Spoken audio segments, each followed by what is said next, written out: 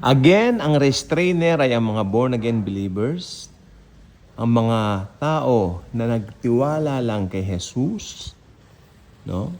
Ibig sabihin, walang pinagkatiwalaan kundi yung ginawa lang ng Panginoon sa krus ng Kalbaryo.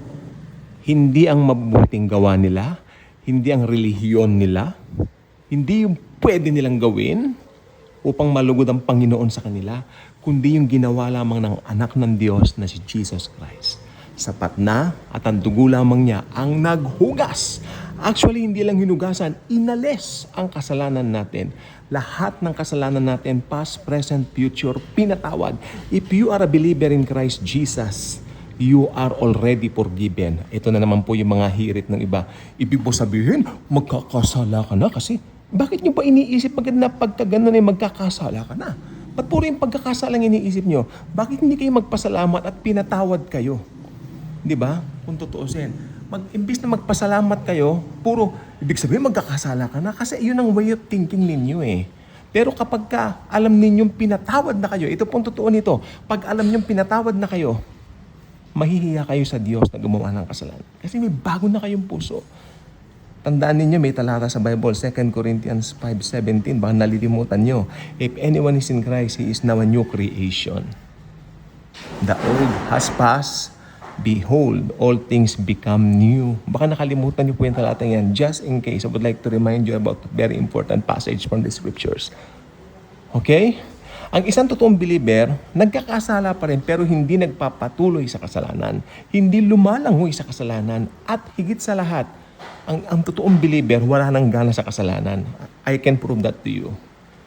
I can prove that to you. If you feel that way, if you feel something like, nagkamali ka, ay, alam mo na yun. Kasi nandiyan ang Holy Spirit.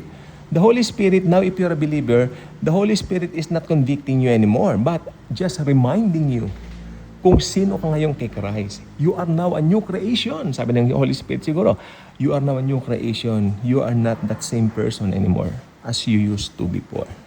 Okay? So ngayon may bago kang pagkatao. No? Kaya ang mga totoong believers, yung nagtiwala lang kay Jesus, kumbaga ang totoong mananampalataya, nakakagawa tayo ng mabuti dahil ligtas na tayo. Again, ang totoong believer, nakakagawa ng mabuti dahil ligtas na tayo. Okay? Hindi yung gumagawa ka ng mabuti para maligtas ka. That's wrong. We are now capable of doing things. In fact, we are now capable of doing good deeds, good things, good works. Mas marami tayong magagawang good works ngayon dahil believers tayo, dahil ang kapangyarihan ni Kristo ang nagko-compel sa atin to do so. Only the power of Jesus within us ay hindi naaalis yan sa atin. Rested na yan sa atin forever and ever. Okay? Yan po ang dapat malaman po natin. Okay? Mahal ka ng Diyos dahil He first loved you. Dapat alam mo yan. The Lord first loved you. He first loved us bago natin siya mahalin. We cannot respond to anything good coming from us if we don't know the love of Christ. Amen? So, ganyan kabuti ang mahal na Panginoon natin. Okay? So, tayo po mga mananampalataya ay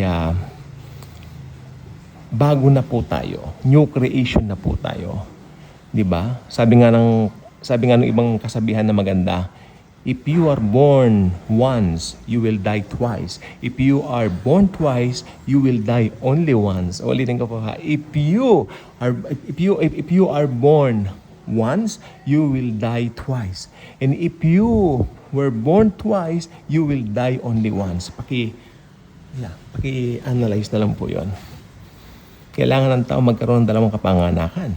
Isa sa kanyang physical, isa sa kanyang spiritual. And if you already experience your physical birthday, that's nice. Lahat tayo may physical birthday tayo. Lahat ng tao, believer, unbeliever, may physical birthday.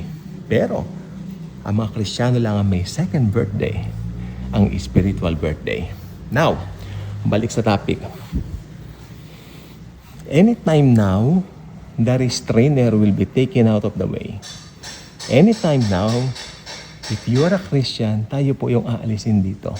Ako naniniwala ako pwedeng mas maaga sa September 23. Amen? Walang nakakaalam in a sense na ito ay mystery. Amen? Ito po ay misteryo. At ito po ay hindi pang Hudyo, ito po ay pang Hentil ng mga Kristiyano. Ngayon, ang tanong ng iba, paano yung mga Hudyo ngayon na nagtiwala kay Jesus? Mararapture ba sila? Of course, sapagkat sila ay kabilang na po sa church. Amen? Wala nang Hentil, wala nang Griego, wala nang Hudyo. Yan pong ibig sabihin nun. Lahat nakabilang na sa church. Kaya ang mga mararapture, lahat ng mga nagtiwala kay Jesus bilang Lord and Savior, regardless of their nations, regardless ng kanilang lahi, regardless ng kanilang lipi. Kaya kung nagtiwala kay Jesus, mag-ready ka na. Mag-ready na tayo. Papaitaas at papailan lang na tayo. Magandang hapon po.